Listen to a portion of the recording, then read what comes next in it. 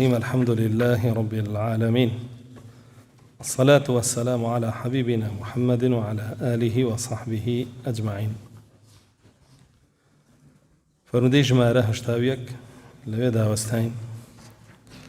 عمر كري خطاب رضا ورحمتي الله إليه بفرمي كرسول الله صلى الله عليه وسلم فتح مكة كرد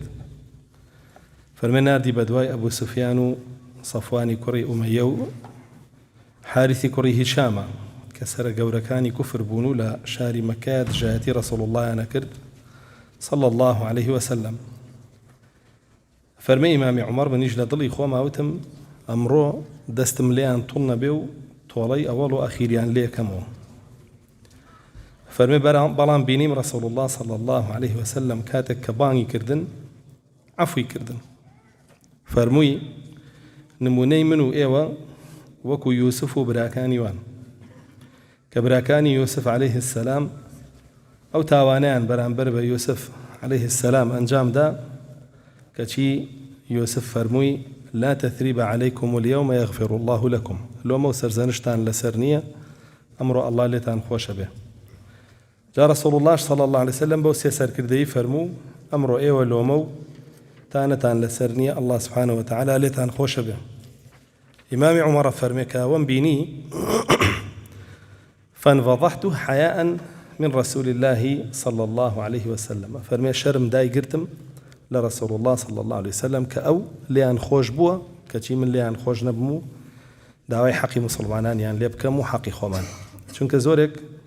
لمسلمانان بدستي أوان كجرابون وشهيد كرابون وحتى لنزيك كاني عمري كري خطاب يجرزا ورحمتي الله يلبي بدسي أوان در بدر كرابو وشهيد كرابو كجرابو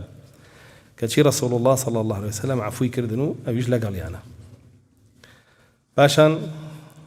فرمودي جمارة هشتاودو فرمي أنه سمع عليا يقول بعثني رسول الله صلى الله عليه وسلم أنا والزبير والمقداد زبير كري عوام لقال مقداد كري أسود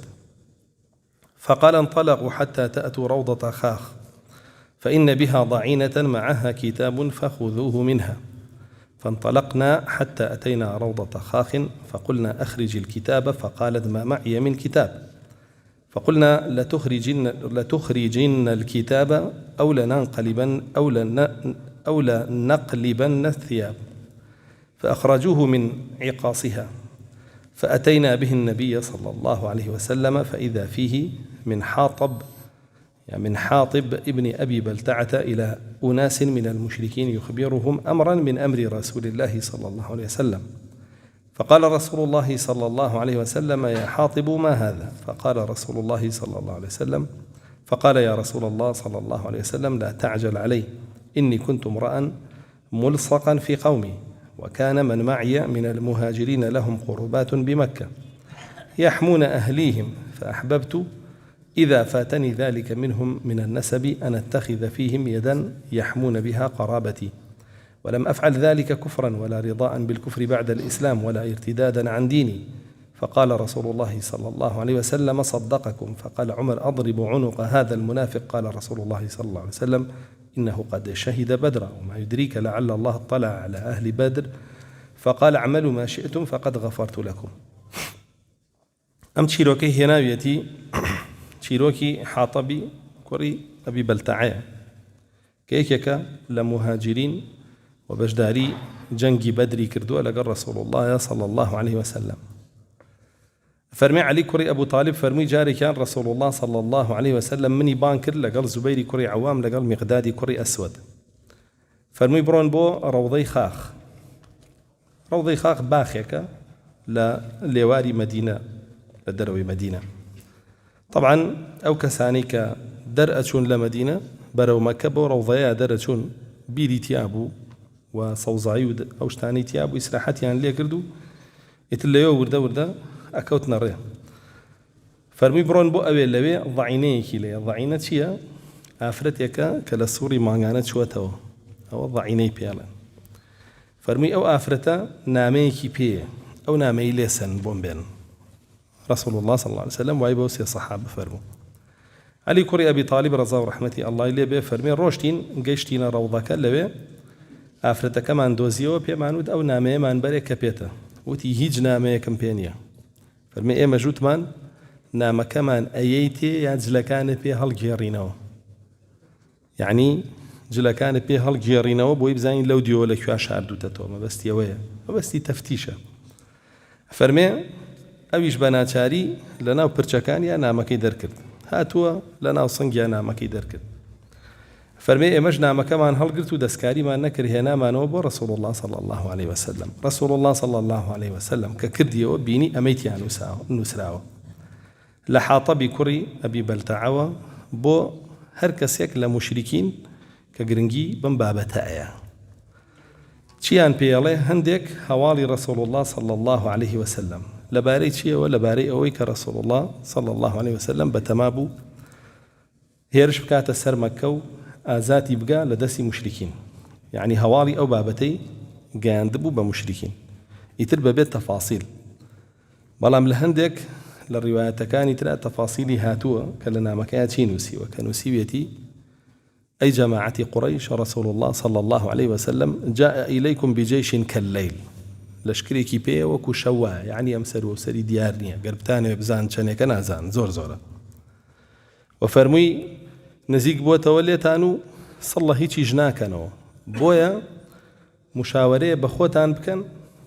بەتەمای شەڕ مەبن لەگەڵی باشترە چونکە زەرەرەکەن. نامەکە ئەوەیتیا بوو، خۆی بۆ خودی نامەکە لە هەمان کاتە ترساندنیانە و لە هەمان کاتیشە ئەتوانێ، یعنی نامەکەی ئاوا دوو جەمسەری بوو، ئەتوانێ بیکا بە ماڵ لە سەریان کە من چاکەیەکم لەگەڵ ئێوە کردووە، ئێوە بێ کە سوکارەکەم بپارێزن. نامەکەی وانوسی بوو. خۆی لە ڕیواەتی ترا هاتووە سوێن دەخوا، فەرمێ سوێن بەخوا وا نەمنووسیوە زەرەر لە تۆ بەم ئەی ڕەسوڵ الله صلی الله عليه وسلم، بەڵکو وا نووسیومە قازانج بە تۆ بگەێنم بەخۆشم. بەڵام ئەوەیە چیتیایە؟ يعني أولا وأخيرا كتماشايكي نهێنیەکی ڕەسوڵ الله تیا صلی الله عليه وسلم کە ئیدرکێنێ ئەوەی تایە، هەر ئەوەندە، نەک بڵێ جاسووسی و نازام چی وەم بابەتانە، ئەوەی تیا نییە. ناتوانیت تۆ سەحابەیەکی بەدری تاوانبارکەی بە جاسووسی، ئەگەر تاوانباریکی ڕەسوڵ الله بەدرۆخەیتەوە، چونکە ڕەسوڵ الله صلی الله عليه وسلم فەرمێ صدق حاطب لا تقول له إلا خيرا. ڕیواتەکانی ترا کە هاتووە فەرمێ حاتەب ڕاستی کرد، خەیر زیاتری پێ نەڵێن. وەگەر تۆ بڵێ جاسووسی کردووە، ئەوە قسەکەی ڕەسوڵ الله صلی الله عليه وسلم شکاند. وە بە هیچ شێوەیە ئەمە ناهێنرێتەوە بە نمونە بۆ جاسووسی، ئاگاداری ئەو بابەتە بن. وإمام عمر كاتك بيود منافق رسول الله صلى الله عليه وسلم لي توربو فرمي أو بدري دي وشون واي بيالي الله سبحانه وتعالى أقداري ناوضلي أهلي بدرة بويا فرميتي ليت عن خوش بوم لهر هموتان أقر هلا يجيشتان لي بوشيتو اللي خوش بوم برامبر بكفر ونفاقية نية كواتلي عن خوش بو هلا بو طب جاء فرمي رسول الله صلى الله عليه وسلم نامكي كردو وتي حاطب أمتشيه حاطبش فرمي بلم ليمكة أي رسول الله صلى الله عليه وسلم، يعني بلمك لحكم دان لسرما. فرمي من كسيك بوم ملصق بوم بقريش، يعني لقريش خوي نبوم بلكو لكابوم بيانو هاتبوم لناوي عن عجيام وخزمو كسكارم لناو هوزي قريش على مكانية تاوكو معلوم نعلم بباريزن معلوم نعلم لوين بۆیە وتم ئەم نامەیە نووسم هیچ زەرەرێ لە ڕەسوڵ الله نادا صلی الله عليه وسلم، بەڵام بەشکم ببێتە هۆی پاراستنی ماڵ و مناڵەکەم لە ناویانە، چونکە بەڕاستی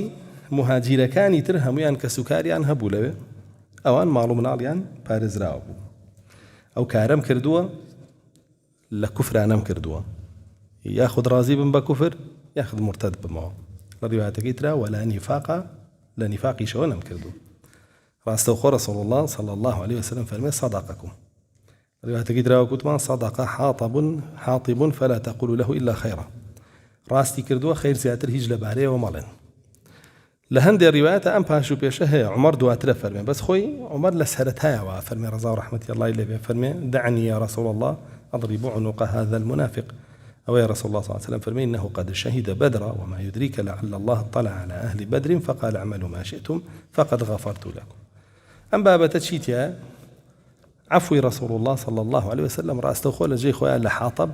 ولو آفرتشكا وآفرتها القرينا مكبو هر هيتشيان بينا ود أصلا لجي خويا نبديل قرتيان هنا وبلين توشوان هاوكاري وكي نهيج بلكونا مكان هنا وطاو فشان فرمي عن أبي ذر قال أتى رسول الله صلى الله عليه وسلم برجل فقد شرب أوتي رسول الله صلى الله عليه وسلم برجل فقد شرب فقال رسول الله صلى الله عليه وسلم اضربوه فمنا الضارب بيده ومنا الضارب بنعله ومنها الضارب بثوبه فلما انصرف قال بعض القوم أخزاك الله فقال رسول الله صلى الله عليه وسلم لا تقولوا هكذا ولا تعينوا الشيطان عليه ولكن قولوا رحمك الله أفرمي بياوي كان هنا بو رسول الله صلى الله عليه وسلم طبعا أم حديثة بابلين أبو هريرة يجرته وكان صحابي كجي يجرنه وأبو هريرة كان يجرته زيادة كتيا أفرمي كان أكثر ما يؤتى إلى رسول الله صلى الله عليه وسلم ليجلده على الخمر زور يعني هنا بولاي رسول الله صلى الله عليه وسلم وكل صحيح مسلم وبخاري شاهدوه كاللي يبدا جلدي بكا لسر مشروب خوارنوا كواتا مشروب خوارنوا جلدي لسر طبعا خوارج لسرينية ولا يجي لسرنية فلان جلدي لسر وحديثانا رونو أشكرا أفرمي أم بياوان هنا لرواية كان ترى ناوي هاتوا كناوي حمار بو ناوي حمار بو يا حمار بو أبو شو أفرمي هنا أن بولاي رسول الله صلى الله عليه وسلم تاوكو جلدي بكا لسر مشروب أفرمي رسول الله صلى الله عليه وسلم فرمي بچان صحابيك ايوه جلدي كان يترهني كان طبعا شل جلد ابو هندي كان فرمي بدست بيانا كيشا هندي كيش جلكي لولا كربه جلكي ليدا هندي كيش بنعلكي او بدز لياو هو صدبو او بجلكي لياو هو خفيف بو بنعلك لياو طندبو يعني هرسي جوركي لدانت يا كوبوتو جاء رسول الله صلى الله عليه وسلم اقراري بكردو تاتشل دانا جلد كان ليا فرمي كاتك كبياو كروشتو وانا ومالو حالي خوي وخلق كجويستي برواتو يكلا ياخذ شنكس لنا قومك اوتيان الله زليلك الله سر شوريك كبراستي بو مشروب اخواته تاوانك رسول الله صلى الله عليه وسلم فرمي لا تقولوا هكذا ولا تعينوا الشيطان عليه فرمي رسول الله صلى الله عليه وسلم بين خوش بول روايات اشتراها توربوا فرمي لا تكونوا عونا للشيطان على أخيكم لو مسلمة وافل فرمي مبن بيارمتي دري شيطان لسر براكتان مبن بيارمتي دري شيطان لسر براكتان كواتت جويندان بمشروب خورك كاتك خواردويتيو بلا ما مشروب خورا مسلمانة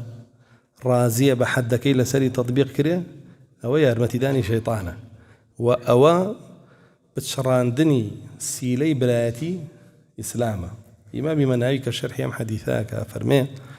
رسول الله صلى الله عليه وسلم فرمي لا تكونوا عونا للشيطان على أخيكم فرمي براتيكي باراس موالاتكي باراس لقل أوشا كيكي لتاوانا قوركاني كردو أمر خلق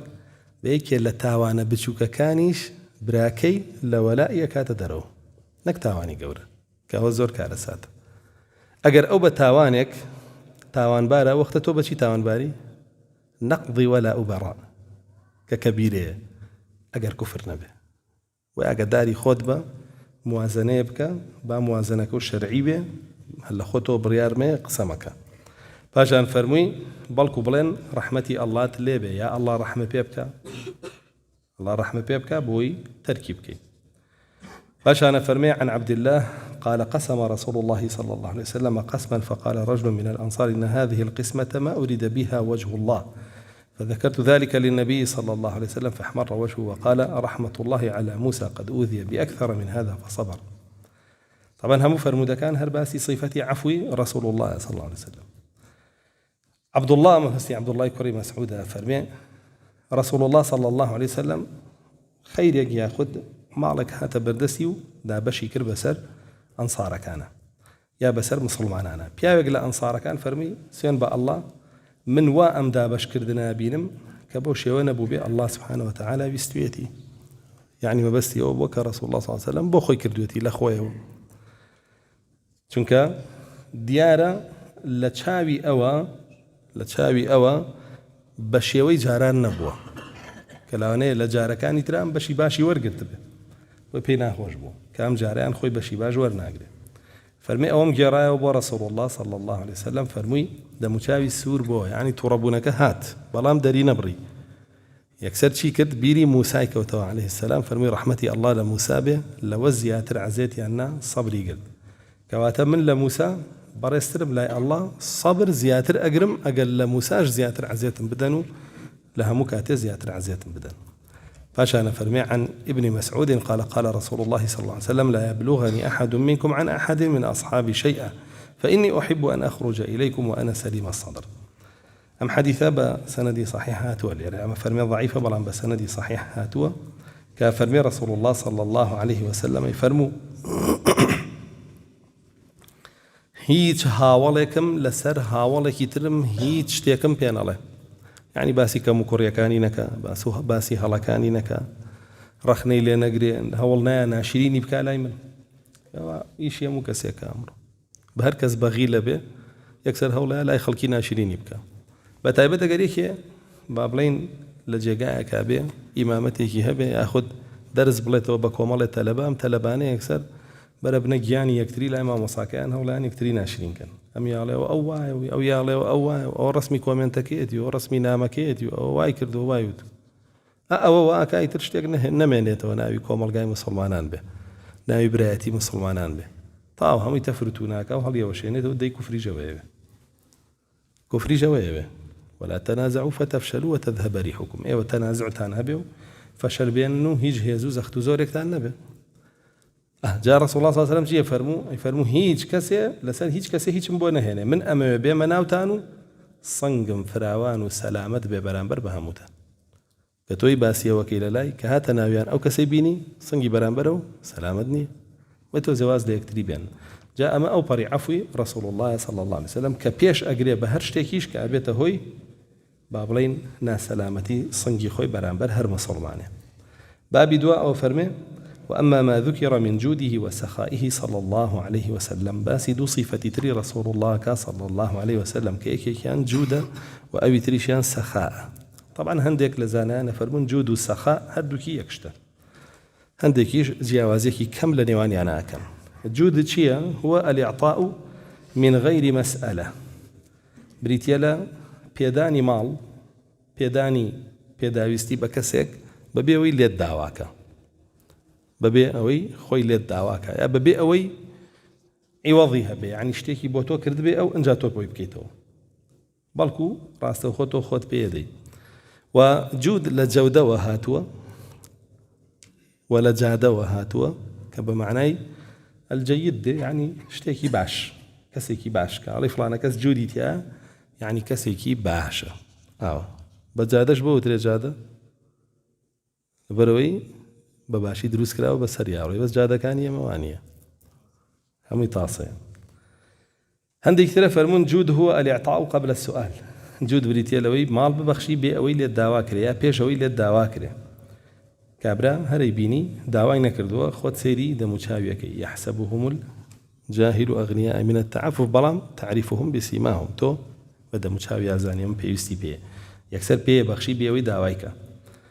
و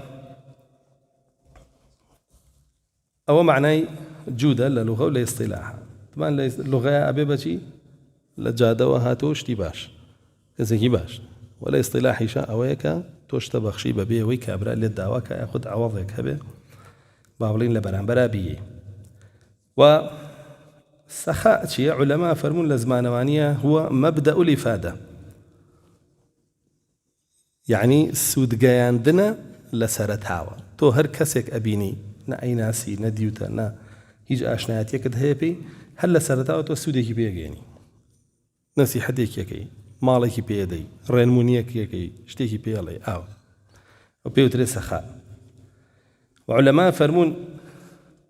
هو سخاء صفة تحمل صاحبه على بذل ما ينبغي لمن ينبغي من غير عوض صفتك ولا خاونكيك كشتانك ببخشي كاللجي خويا بي أوشتانا يعني شتي خراب نبخشي بون ونكابرا على فرشك بكالقنا ما بيون بيخنا مزقوتو ياخذ بين بمالي فلانة كس فقيرة كابرا مرد جلكاني بن بفقيرة نا شتيكا كبوخوت بيوست بيتي بباش يزاني بوخوت لجي خويا دي ببخشي بكسك كشايستي به نك بكسكيش كشايستينا به وسخاء جابويا هندي بخشين هي لسخاء ويا هندي بخشين هي لجودة ويا هندي بخشين هي لعوضة ويا هندي بخشين هي لا مقابلەوەیە. مقابل و عیوەض فەرقیان چییە؟ عیوەضەوەیە کە ئەو لە پێشا کردوێتی لەگەڵ تۆ ئەنجا تۆ لەگەڵ یەکەیتەوە. مقابلەوەیە تۆ ئەیکەی بەشکم لە مقابلە شتێکە بۆ بکە عەکسیەک. وێ تۆ باشترین جۆری بەخشینێک کامەیە؟ یا لە جوودەوە بێ یا لە سەخاءەوە بێ. بەڵام شتێک کە بێ کەڵکە بە کەڵکی خۆت نەماوە ئەی بەخشی ئەوە هیچ نییە، خەیریش نییە. ئەوە بەڵکو خەڵک وەکو تەنەکە خۆڵ تەماشاکەیت و فڕێیتە ناوی. ئەو بەزەوە لن تنالوا البر حتى تنفقوا مما تحبون. يعني ئەوەی کە ئەی بەخشی و پێویستێ نەماوە کەواتە بیر نییە. بیرەوەی شتێ بەخشی کە خۆت پێویستە پێێتی کە چاکە و بە کەڵکی و یاگەداری ئەو دوو بابەتە بن. طبعا الله سبحانه وتعالى لقرآن زور بابلين باسي سخاء باسي كرم باسي جودي بوكردين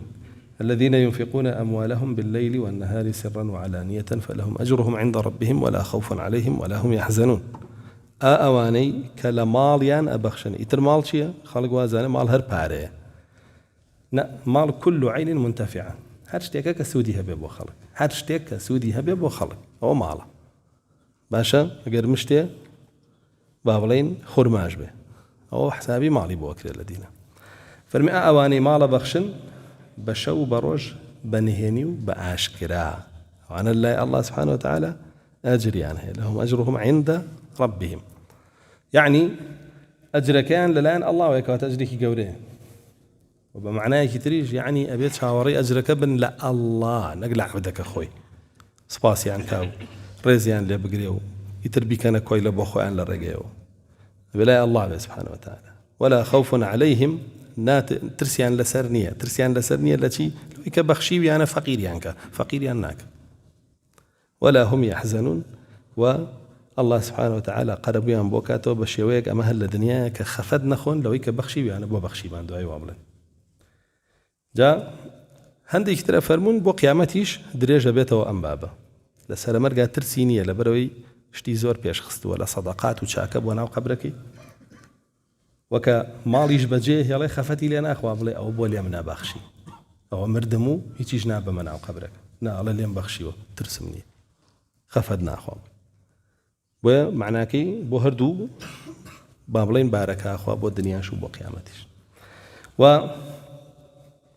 رسول الله صلى الله عليه وسلم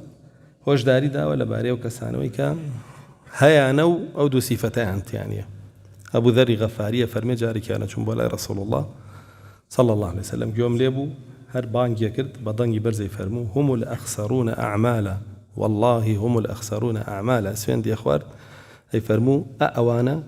دوراون كرداركان يعني بطالة أوانا دوراون كردانكان يعني بطالة فرميت شو ما بيشوا تمي رسول الله صلى الله عليه وسلم خابوا وخسروا من هم تمي رسول الله صلى الله عليه وسلم أمانة زليل بون سرشور بون دوراو بون كين أمانة كتو أو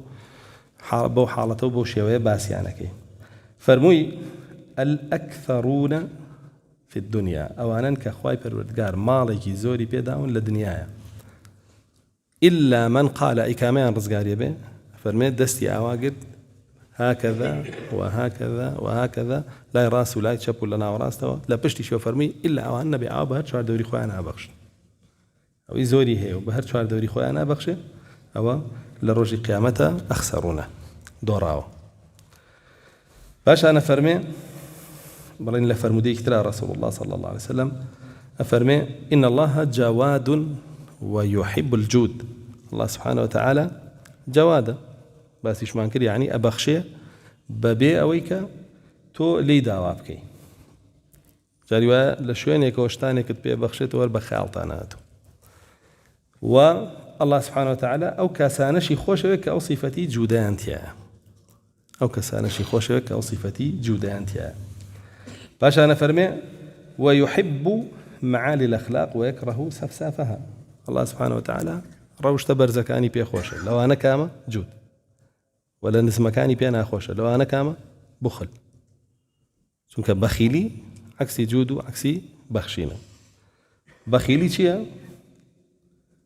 سرف نكردني مالي خوتا بو خلق شوح چيا كو كردنوي مالا و پاراستنيتي و سرف نكردنيتي بو خوش تنانت باشا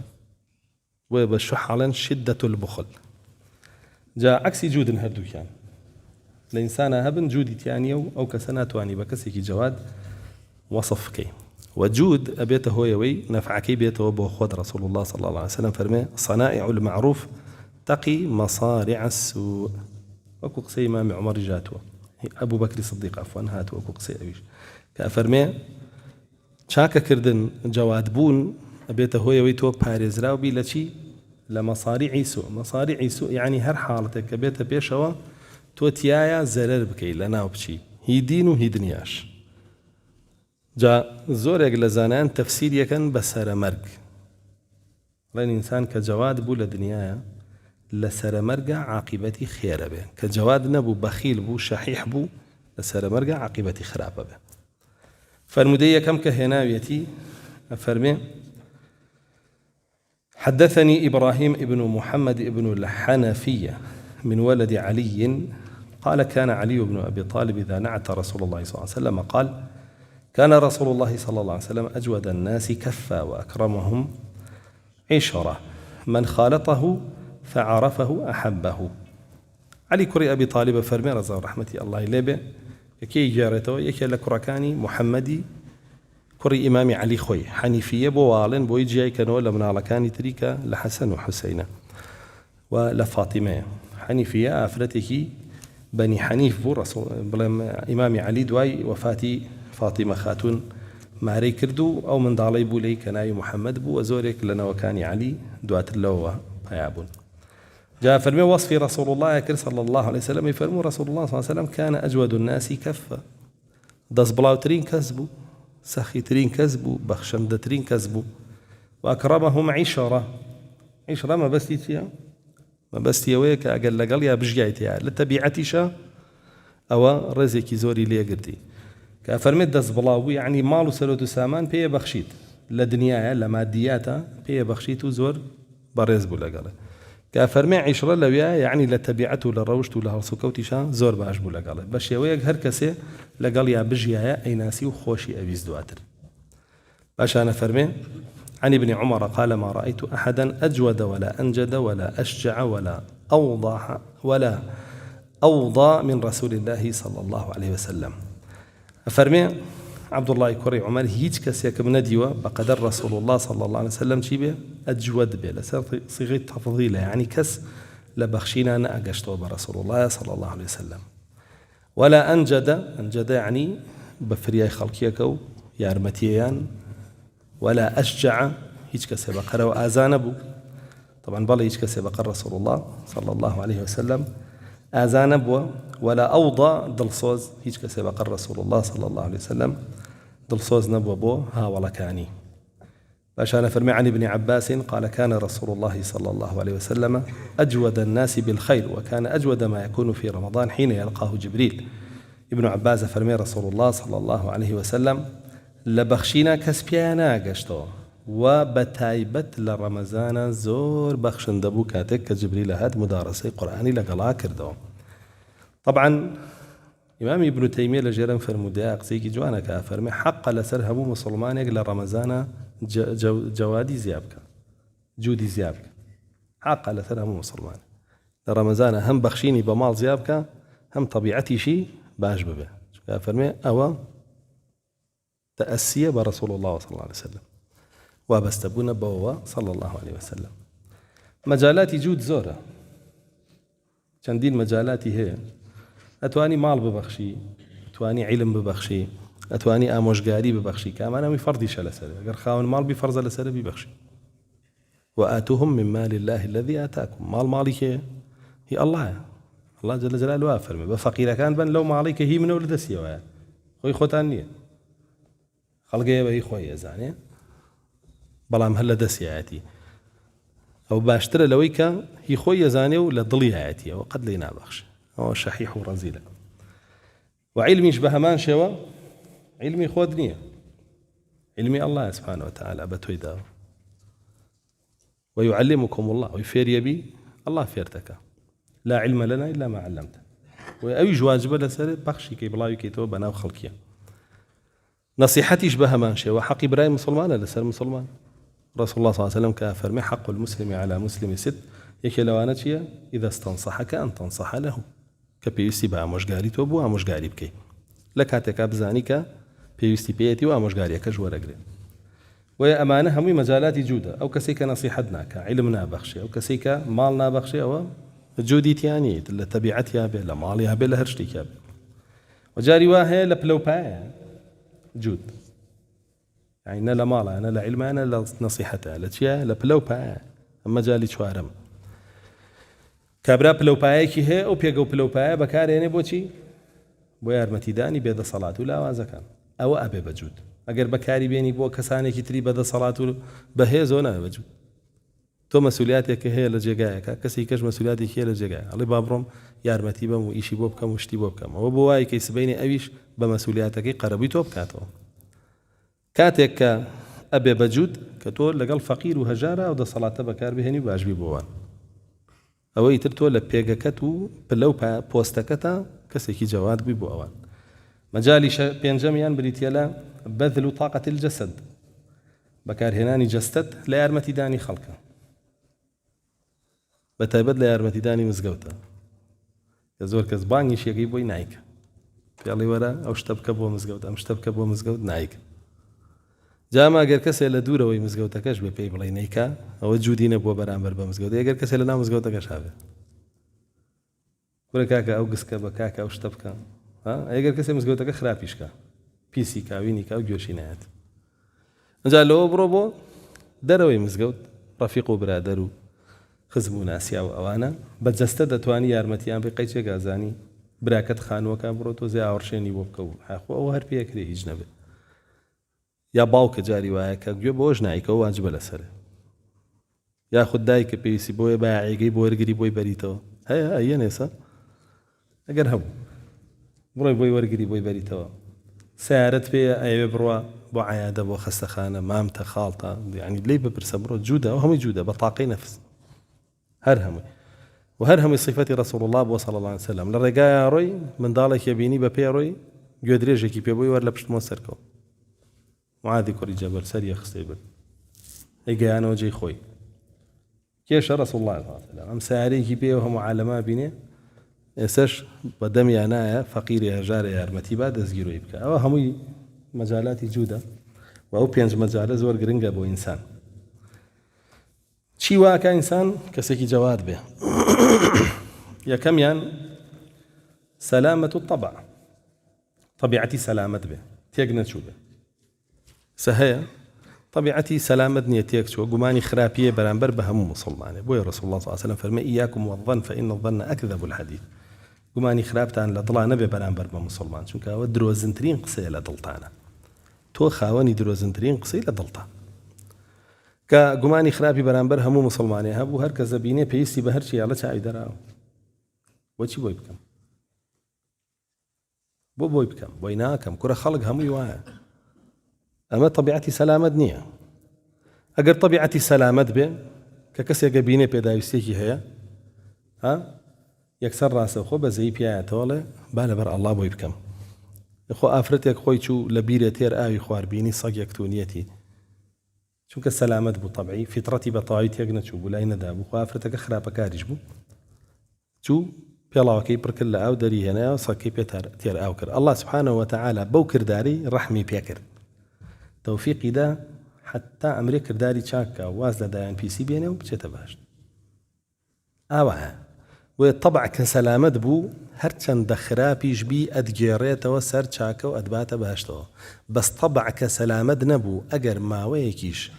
تشاك بي لنا وخلقا ونيوش كيتو عبادات كيتو أوانا دعاي هر هلا يجيريتا وتيكياو وجهنم هبا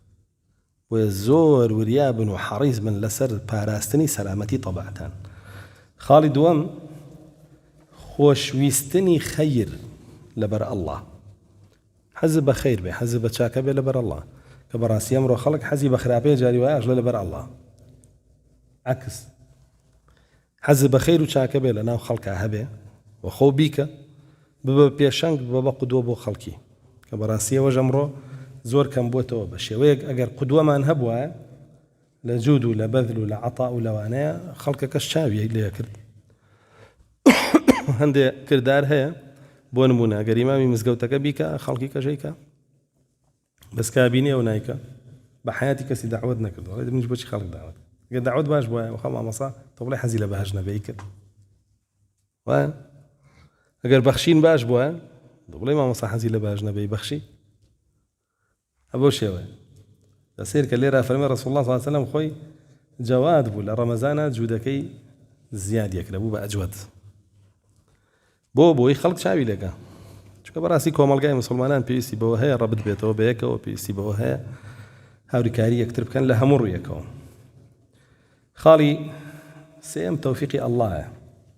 ئینسان کە طبعی سەلامەت بوو و ئیخلاصی بۆ ئەڵڵا هەبوو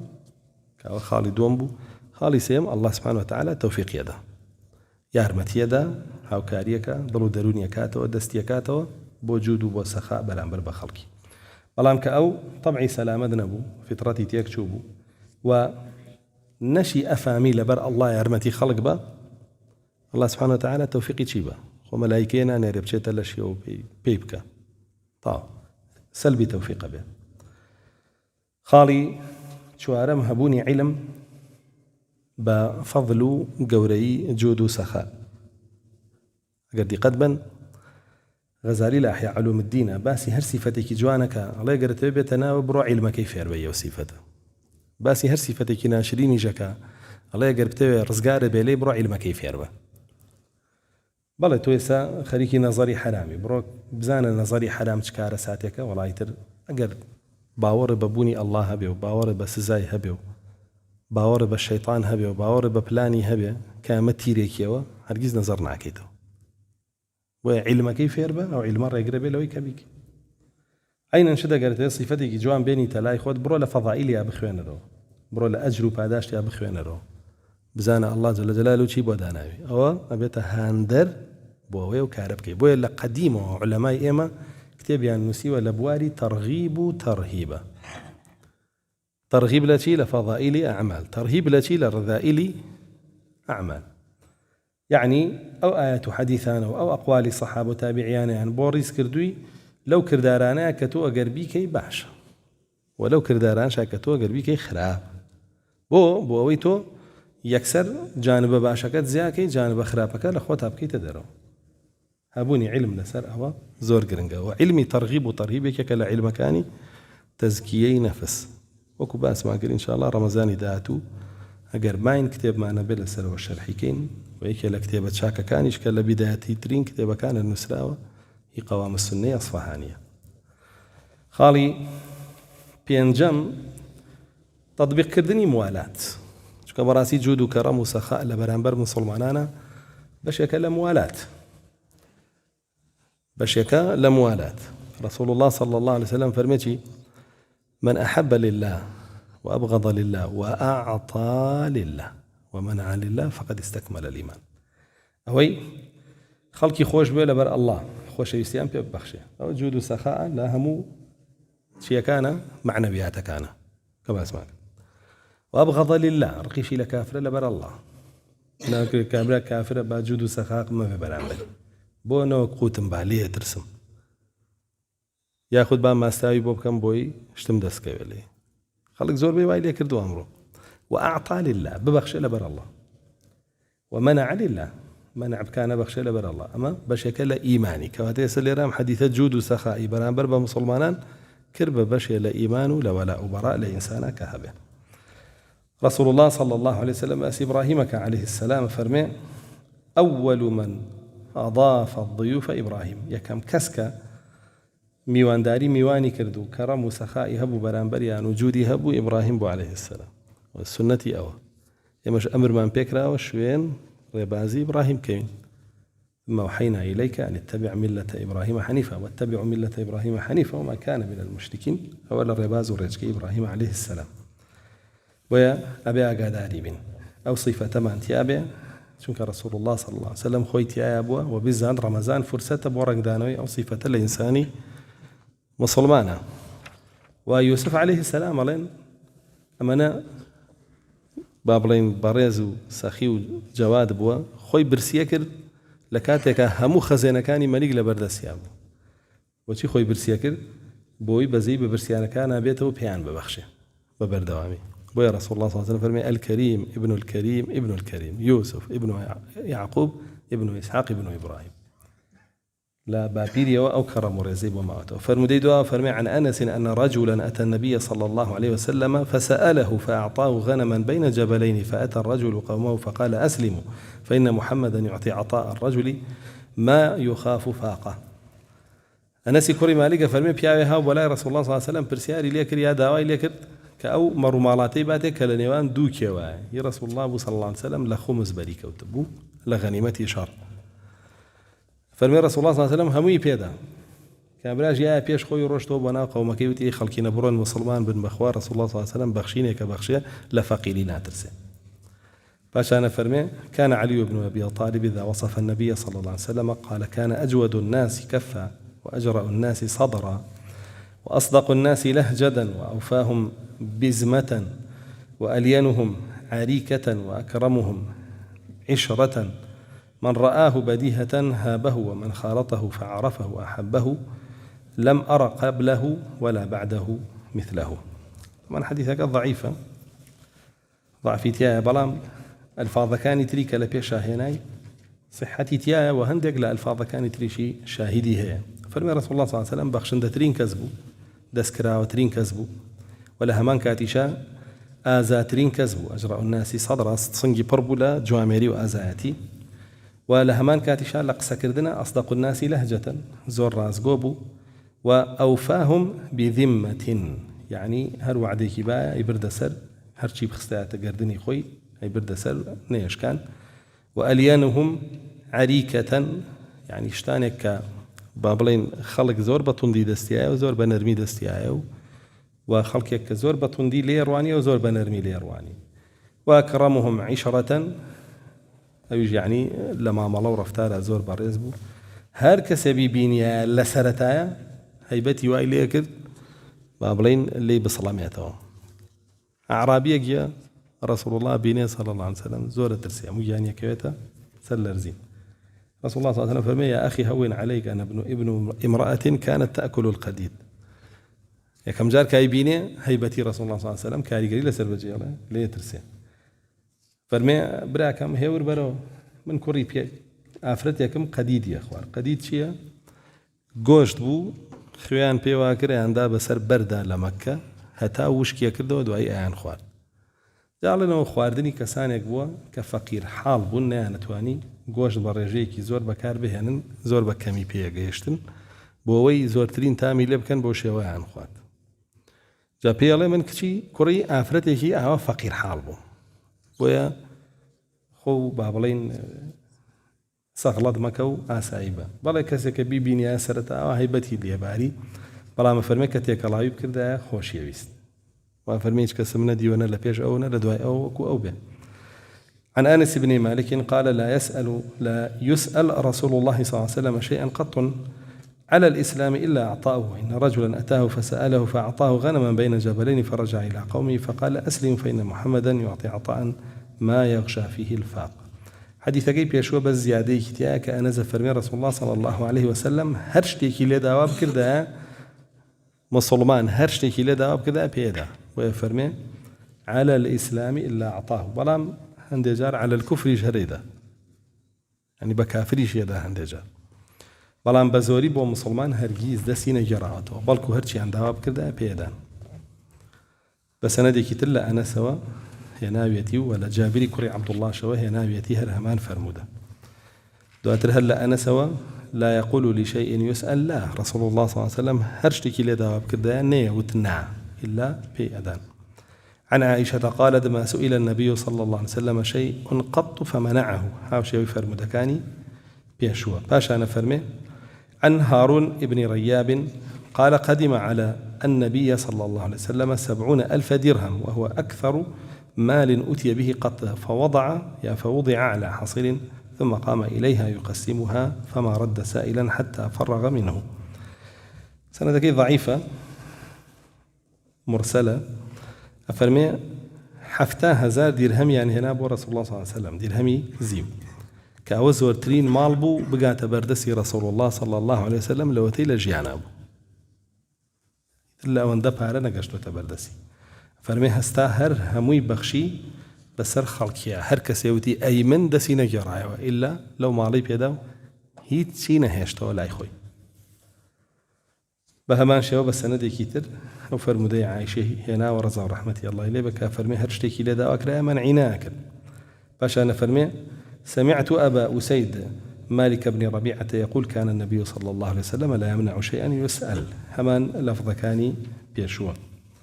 باشا فرمي حدثنا ابن عباس قال كان المسلمون لا ينظرون إلى أبي سفيان ولا يقاعدونه فقال رسول الله 3 أعطيهن قال نعم قال عندي أحسن العرب وأجمله أم حبيبة أزوجكها فقال نعم قال ومعاوية تجعله كاتبا بين يديك قال نعم قال وتؤمرني حتى أقاتل الكفار كما قاتلت المسلمين قال نعم قال أبو زميل ولولا أنه طلب ذاك من النبي صلى الله عليه وسلم ما أعطاه لأنه لم يكن يسأل شيئا قط إلا قال نعم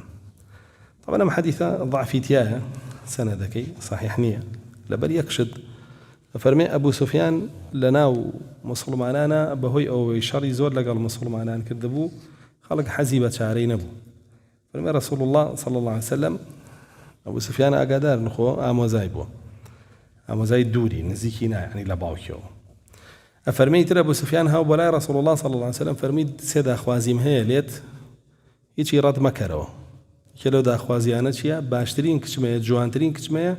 أم حبيبة بكره هاو سره بس أو أم حبيبة نجاشي بويا ولي أمري وماري كل رسول الله صلى الله عليه وسلم بيجوي أبو سفيان هر مسلمان به ويم حديثة ضعيفة بلام وابو أم حبيبة خزاني رسول الله صلى الله عليه وسلم وواجبوا معاوية كري أبو سفيان كاتبي رسول الله صلى الله عليه وسلم وواجبوا يعني لروي سند ضعيفة بس دوري معناه أبو شيء صحيحة وواجبوا أبو سفيان نار بو جنگ لشام دژی کافر و مشریکەکان لەشکری مسلمانان هەڕۆی ئەوە بوو چاوێکیشی لە دەستدا لەوێ هەر سێ شتەکەی بۆ کرد جا لێرەیە ئەبوو زەمیل فەرمێ ئەگەر ئەوەی داوا نەکردایە لە ڕەسوڵ الله صلی الله علیه وسلم پێی نادا چونکە بەڕاستی ببیتە خەزووری یەکێک و لە هەمان کاتیشا خۆ باشترین کەس بی و ئەو تازە مسلمان بوو بێ و کوڕەکەشی بکەی بە کاتبی وەحی معاویە هیچەوە کاتبی وەحی بوو و لە هەمان کاتیشا خۆی سریەی بیتێ و بەلەشکرەوە بینێری ئەوەش قورسە بەڵام فەرمێ رەسوڵ الله صلی الله علیه وسلم ئەوانەی پێدا ئەوانەی بۆ کردووە بەڵام ئەم حەدیثە بەو شێوە ضعیفە وەکو وتمان ئێستا ئوم حەبیبە چی معاویە خوشکێتی و مشریکێکی خەبیث لەم بینەیە جوێنی ئەدا بە خوشکی معاویە کورد لە ئەوروپا دانیشە کە لەوانەیە زۆربەتان بە قوربان و بە ساقی ببوون و دەستخۆشتان لێ کردبێ لەبەرەوەی بینیتان گوایە بە عەرەبانەکەی چێ بۆ حەج يك دنيا جواني دا بخشكي معاوية كأم حبيبة هاو سري رسول الله صلى الله عليه وسلم دايكي من دارا وأوانشي كمعاوية في باشا خشكي أوانش همو من همو أواني كان ما شاء الله جو أبو حج خوالي قبولك خشكي أوانش ودايكي شان دايكي من دارا أم حبيبة كالله القرآن بنص آيات فرمتي وأزواجه أمهاتكم هاو سركاني رسول الله دايكاني يوان أم حبيبك هاو سري رسول الله صلى الله عليه وسلم لجيان نامك يا أبا أسمان كردوه بار جوني بودا خلقيش حاجي دواك وبقربان وبساقي بفيديو هي توان بران ببين لتوركم الله كان الله يفا باشكر يسبيشي بلاي أما كافرة لبروي جوين بجني بيغمر صلى الله عليه وسلم خلق دا إن شاء الله بو كافرية كي تكفيري والله أجر توش بكافرين نزاين توش كافري وكو أو چونك رازي بوي بوي أو با هاوسري رسول الله بلا رازي بونيش بجواندان بهاوسري رسول الله كفر توش وكو كافري بويا مجاملة مكا ما ديني خواه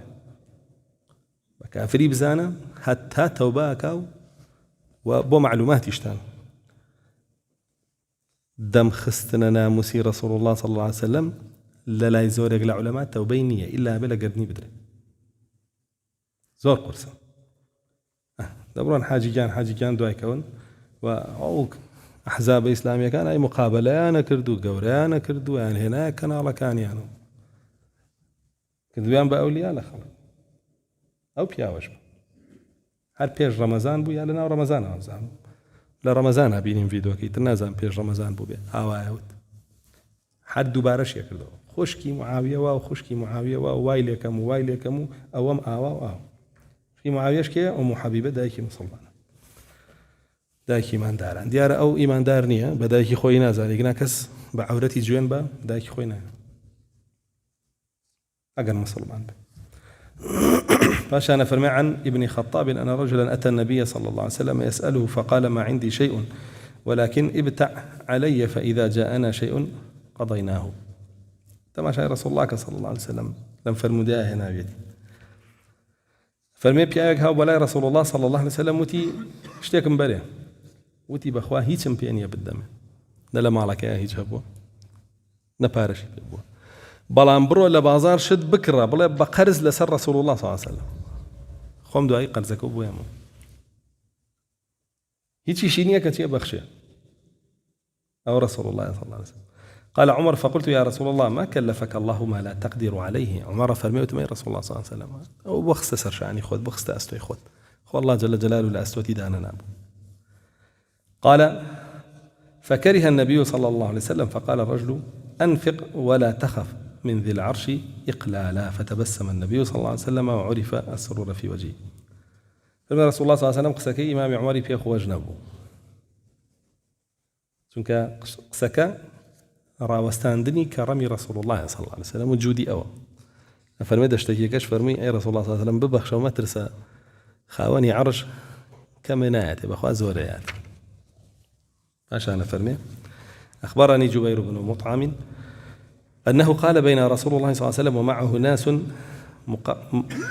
مقفله من حنين علقت الأعراب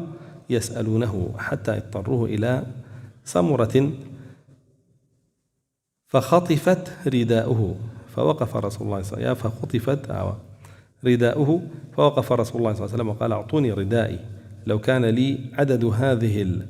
العظاه نعما لقسمته بينكم ثم لا تجدوني بخيلا ولا كذابا ولا جبانا جبير كري مطعم أفرمي رسول الله صلى الله عليه وسلم كلا جنگي حنين ليبويو غنيمتي كوت دستو دابش يكر خلقي دواي كوتن هتا وكل حنين خسيانا پنايك وسوچيك مقفله ما بستي پناي تليو ليدر ناچي سوچيك وفرمي دشتكي كان لدوري كوبونو داوي پاريان ليكر هتا وكو ناچاريان كرد هل قرابه سد تاش برديكا سمورا اوي چاكتكي كوت خوارو يا عباكي فرمي عباكم هل قرنو بماني سوين با الله اگر بقدر امتا شبردانا مرومالات لبردس ما به هیچی قلنا يا مولاي خوم همو يبخشم بيتان نام بين من كسيكي بخيل بم يا دروتان لقلاب كم يا خد ترسنوك بم لبخشين بترسم هرگيز لينا ترسمو وبهمو شوية بيتانا بخشم باش أنا فرمي سمعت أمير المؤمنين عليا يقول أتيت أنا وفاطمة والعباس وزيد ابن حارثة النبي صلى الله عليه وسلم فقال العباس يا رسول الله كبر سني ورق عظمي فإن رأيت أن تأمر لي بكذا وكذا وسقا من الطعام فافعل فقال رسول الله صلى الله عليه وسلم فأفعل فقالت فاطمة يا رسول الله أرأيت أن تأمر لي كما أمرت لعمك فافعل فقال رسول الله صلى الله عليه وسلم فأفعل فقال زيد بن حارثة أرضا كانت معيشتي منها ثم قبضتها فإن رأيت أن تردها علي فافعل فقال رسول الله صلى الله عليه وسلم فأفعل فقلت أنا يا رسول الله إن رأيت أن توليني هذا الحق الذي جعل الله لنا في كتابه من هذا الخمس فأقسمه في حياتك حتى لا ينازعنه أحد بعدك فقال رسول الله صلى الله عليه وسلم فأفعل ذلك فولانيه رسول الله صلى الله عليه وسلم حديثك ضعيفة باسي واكاك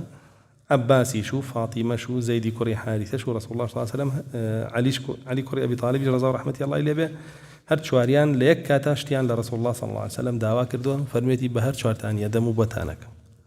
طبعا أو أجنجل قال كرمي رسول الله صلى الله عليه وسلم باشا عباس داوي بخشينك على بيت المال فاطمة كتشي هاوشي وكي زيد داوي زوية كاكا بيشتر بدس يوبو لي ورجيلا وتو وعليش رضا رحمة الله إليه داوي خمسكي خويك بەڵام ئەگەر ئەو شتانە بوش بێ ڕەسوڵ الله صلی الله علیه وسلم دەستی نانا بەڕووی کەسیانەوە شت هی خۆشی بوو پێدان چ جای ئەگەر بێت و خۆیان حەقێکیان هەبێت یا ئەولاتر بوو پێیان بدە. عن أسماء بنت أبي بكر قالت أنشد أبو بكر قول لبيد أخ لي أما كل شيء سألته فيعطيني أما كل ذنب فيغفره. فقال أبو بكر هكذا كان رسول الله صلى الله عليه وسلم. أسمعك شيء أبو بكر صديق فرمي أبو بكر الصديق رضا رحمتي الله إليه أم قساني لبيدي أوتا وأم دي رشي عليه قال براءكم هي داوي هرشي ليب كم بيما داو هر كاتيكيش هالي بكم برانبري ليم خوش به. فرمي رسول الله صلى الله عليه وسلم رأيك وابوه هر كاتي هرشي ملي داوا كذا بيه بخشيم و هر كاتيكيش هالي يكم ليب وشعته ليم خوش أبو باشا. فرمي الجزء الثالث بس سيم بابك بابي فأما ما ذكر من شجاعته باسي أعزائي رسول الله صلى الله عليه وسلم صفتي شجاعة كابئما شاول رسول الله بكين وكو رسول الله صلى الله عليه وسلم آزابين شجاعة شيء. علماء فرمون الشجاعة هي الإقدام على المكاره عند الحاجة والثبات عليه والجأش عند المخاوف. فرمون بريتيلا الروبروبونوي بابلين سختية كان الإقبال على المكاره يعني الروبروبونوي سختية كان يتر سختية كبيوستي بابلين بجولي لش هي سختية كبيوستي بجولي ضل هي سختية كبابلين لا مالو سروتو سامانا روبرو تبيتو لخوينو أو بابتاني روبرو تبيتو جستيا لناموس أوانيا روبرو تبيتو تو برانبر همي راوستينا روخي نكوي باشان شيكا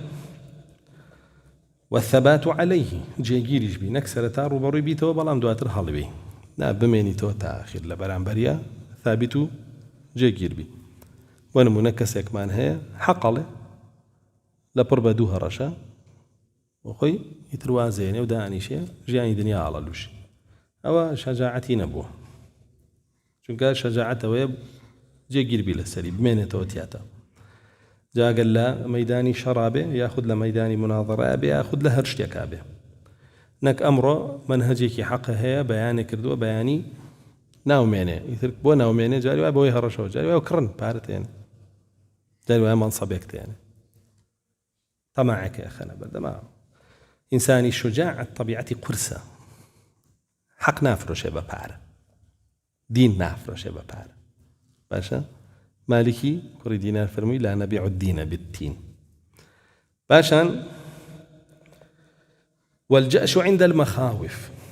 او كاتي خلق اترسي ياخد بارودوخيك برما ترسي ديتا بيشو او نا ترسي او روبروية بيتو ولا بردمي عاوستي نك بيجا موكسي خوي رابكا وافرمون هو الاستهانة بالموت عند نصرة الحق بريتيلا حسابنا كردن بومردن لكاتي سرخستني حقا أو شجاعة كاتي يتوي حق سرخي سريخي بدست بي بدم بي بدل بي باشا كاتي يتوي حق سرخي سريخي بدست بي بدم بي بدل بي ملت فرمودي رسول الله ورقيرا وكافرمي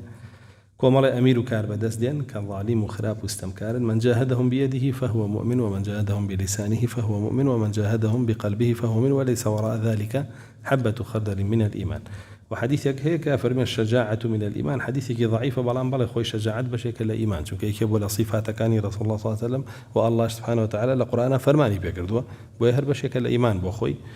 ويا ليرا فرمي جوندان بمردن لسرخستني حقا. وقيل بذل النفس فيموت عن الدين والحريم والمال بريتيلا جوندان بنفسي خود لبينا وباراستني سيشتا دينت ناموست مالت ويا من قتل دون دينه فهو شهيد ومن قتل دون ماله فهو شهيد ومن قتل دون عرضه فهو شهيد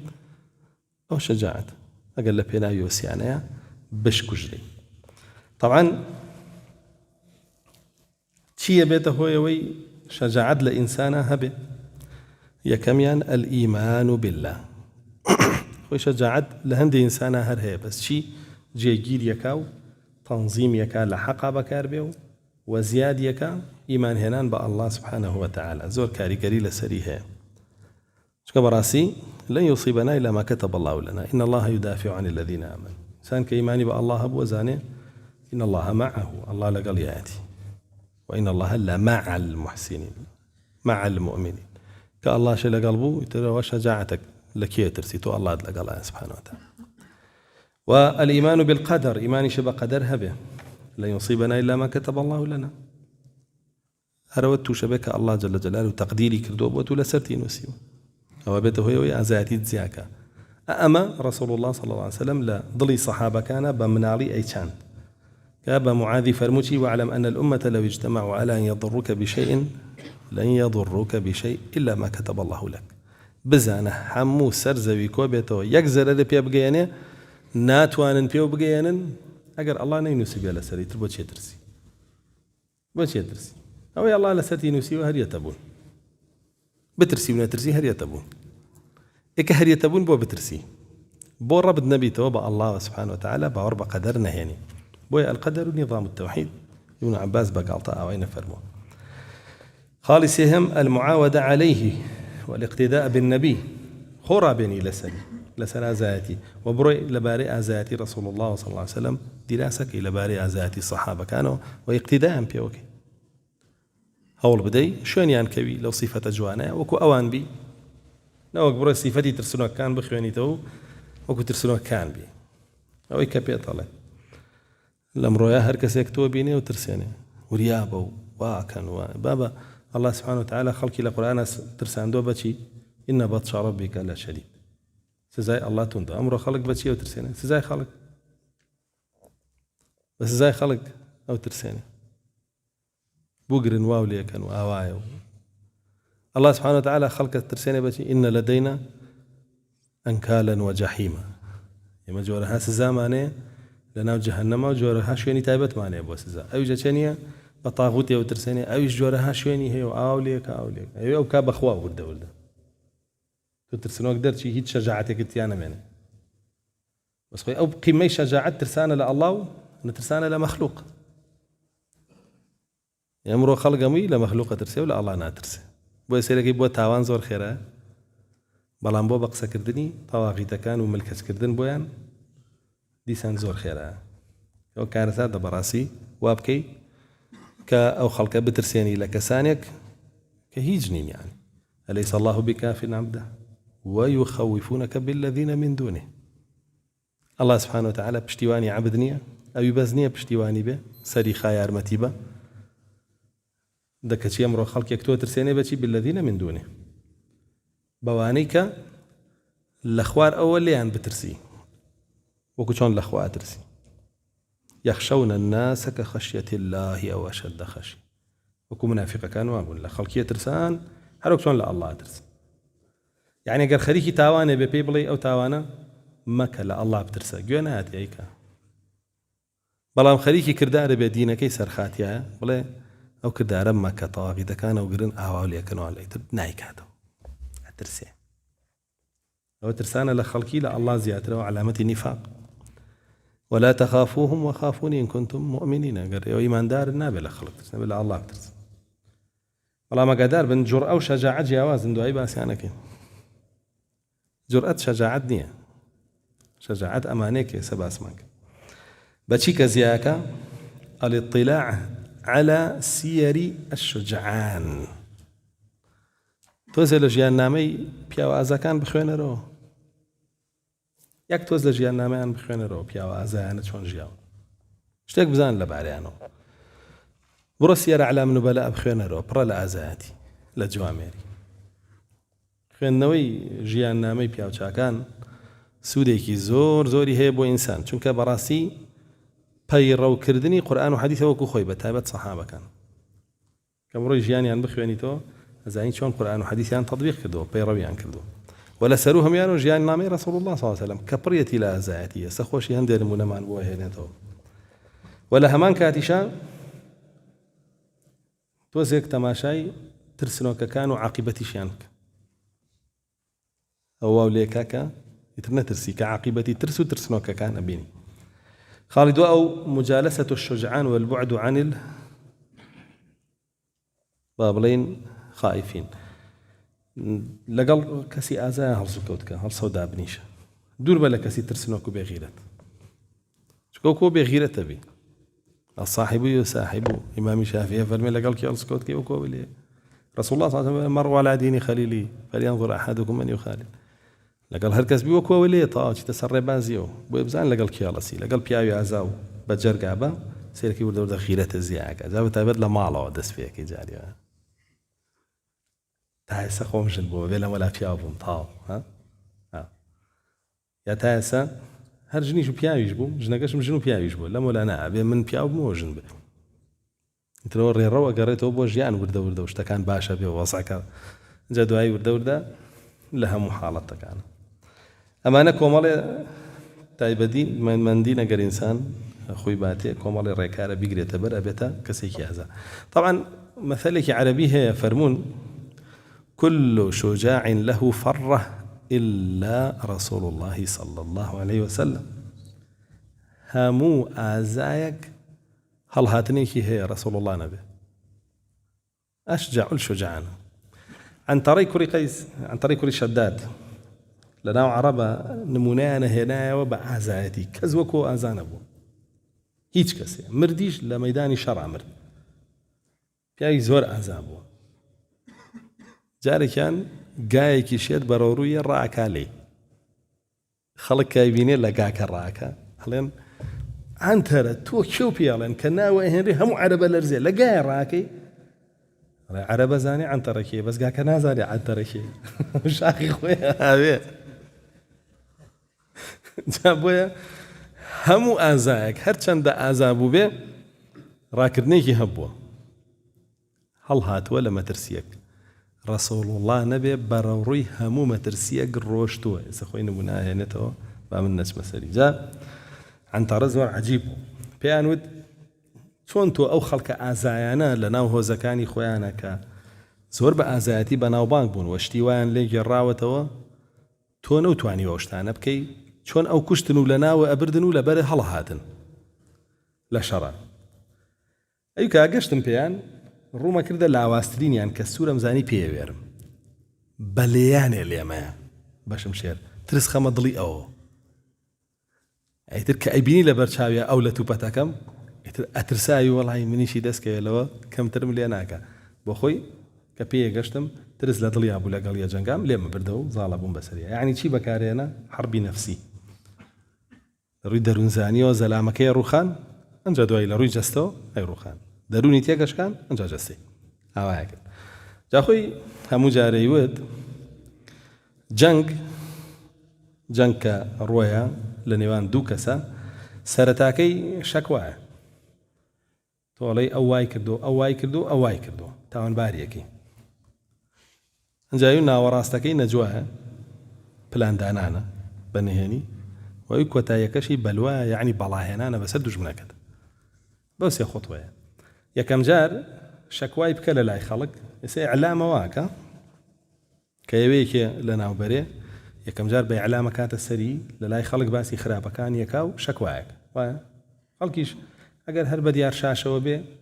وەکو شاشەیە ڕووی ڕەشە بێ جاری وایە هەڵە خەڵەتێ کەسێک کە شایستەی ئەوە نییە بە خراپی بزانێ بەو شاشەیە هەڵە خەڵەتێ و بە خراپی زانێ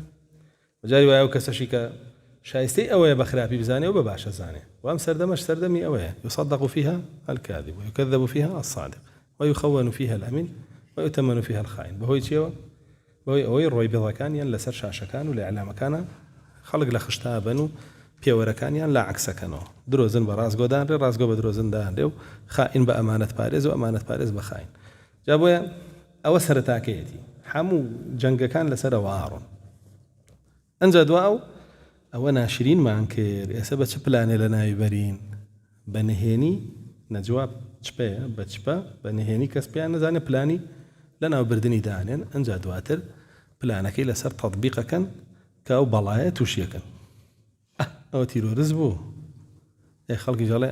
ڕاستە ئەوە نەبوو تەلەڤیزیۆن پیشانی یاز و وای کرد و وای وت و ئیعلامەکە بردوێتی بۆیە لێ ئەگەڕێ پیاوە ئازاکانی هەر هەمووی لە ناو ببرێن بأساني بدياري وكيب منيتو هر مصلحة كان بمينو بيا وصينية كان بمينو باشا إلى صين بيان دروس كردون روبوت آسائي هرچیان پێوترێ جێبەجێکەن و تاو و میلەتی قێزەون و پیس ئەوەیەکە ئەو ساڵە هەڵخەڵە تێرانانە ڕووی تێ کردووە و لە خشتەی بردووە و بۆ شێوەیی لێ کردووە و ئاگاداری ئەو بابەتە بن. طبعا جراءة چییە؟ جراءة علماء فرمون هو الإقدام مع قلة المبالاة وعدم النظر إلى العاقبة. فرمون بريتيا لا بابلين هەڵمەت بردن بەبێ ئەوەی یعنی گوێ بدەی بەوەی ئەم هەڵمەتە بۆ کوێ بم بۆچی ئەبەم و دەرئەنجامەکەی چییە؟ گرنگەوەی پەلامار بە باشە هاوارکە قسە بکە شت بڵێ بێەوەی گوێ بەوە بەی ئەمە دەرئەنجامەکەی چییە عاقیبەتەکەی چییە باشە بۆ من واکەم چۆن بیکەم بۆچی بیکەم. جعادة جراء في أوتري شجاعة الحمقى أزايتي أحمق كان أزايتي نفهم نزان كان باشا زماني دريجك كومالي بلا مصيبت بهوي أو زماني وبخويا بسر خويا هنا كبيالي بواد كرالي يقول نابي بيغير دبو كسل رسول الله صلى الله عليه وسلم أزاتر بو ها نعم بس بلي كله هلو يستا نخير سيانسة صار لما كبو جهادي نكر دو صالج لمدينة بو هر جهادي نكر وابو لدوي كوتشيا جنگي بدر رويا جهادي كر دعوة كي كان بو 23 صال 15 صالي سرتا جهادي نكر دو صالي كوتايش نيكر او حفدة امو 6 صال كردي كسيش بقرة وهزان ابو سباسيك وابي تو جريء نبي بلكو بي شجاع بي وجرأة أقل لقل شجاعتها بيشتكي باشا بس خوي بتنيا بباشني چونك إقدام باشا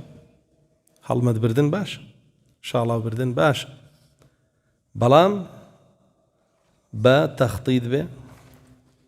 و بۆ مەزبوطی بێ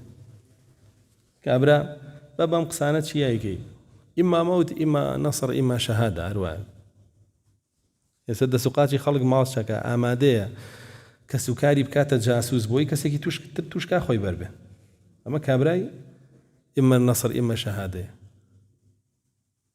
ئەو جەڕائەت بوو دەیسە وا تەنازولی کردووە لێی یعنی خوشک و دایک و کەس و کاری ڕاست باردووە بڕۆن فڵانە کەس باشکم تۆزێ قسەی لێ دەربێنەوە توشکەن و من بەربم و شەجاعنی ئەو پەڕی نامەردی و ناپیاوی خێڕیەتی أو هم نصيحة أكره بيا رسول الله صلى الله عليه وسلم فرمى لا ينبغي لمؤمن أن يذل نفسه وقيل كيف يذل نفسه قال يعرض نفسه للبلاء ما لا يطيق حديث معناه كي صحيح بلام عندك اسقسي لسر سندكي كردو كافرمي هيج مسلمان بويني خوي ذليل كاوتيان شلون خوي ذليلك فرمي خوي توشي بلايك كدرقتنا كتحملني توانايني لا أستي معناه وني بترسي بلام كاتي خوي توشي بلاك بك بتواني تيبرني بتواني زالبي بسريع بتواني أجر تياش بشيتيايا جيجير بلا حلو يستد نقوري ندوري وبراسي أو دوشتليك جاك أنا خالدي كوري وليد جنگي مؤتاء انسحابي بجيش ككر ينايوا بونا ومدينة أو شجاعت بو جراءته وابو همي بكوش بايا كوي بيانا أو أوبر شجاعت بو باشا هي نايوا بو مدينة خلقي مدينة وتيان جاء الفرارون راكب وكان وهلات وكان هاتنا أو أبو منالاني مدينة هم يعني كوبون ودس يعني كلمة بردباران كردنيان سألوك يوم منالان عبد الله كوري زبيري كوري عوام كعبد الله كوري زبيري كوري عوام دعاي خوي آزاترين كز درجو دايك أكبر وردي كردبو سطو 15 سال عمري بو كاتك شوار دوري درالة شاري مكة حجاجي يوسفي ثقافي شوار دوري دا ويستي بيكو جي بدايكي ود أجر بمقرن بمكوجن دسيان بيان بقى بمكوجن دعاي بيستكم كولا كان ياخذ لخاج من ياخذ هالمواسم دايكي بيفرمو ئاژەڵ هەر یەکەم چەقۆ قورسەکە بەسەر ملیا هێنرێ دو ئەوەی تر ئازاری نییە پێستەکەشی بگرنەوە لە چیە ترسی مەترس دایکی ئێستا بۆیە چی پێوە دەبی بڕۆ دەسوقاتی حەجاج ماچکە بەس با هیچی لێ نەکە تەنەزول لەو هەموو حەقە بکە کە لە سەریتی تەنەزولی نەکرد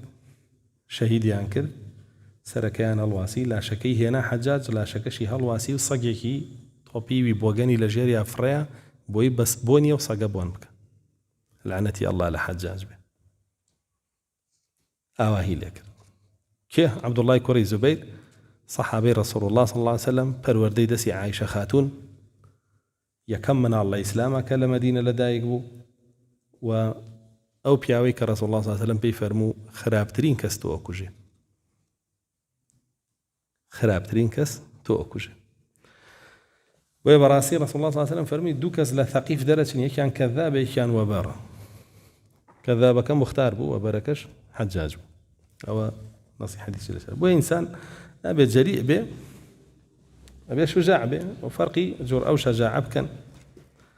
و شەجاعە لە دڵەوە سەرچاوە ئەگرێ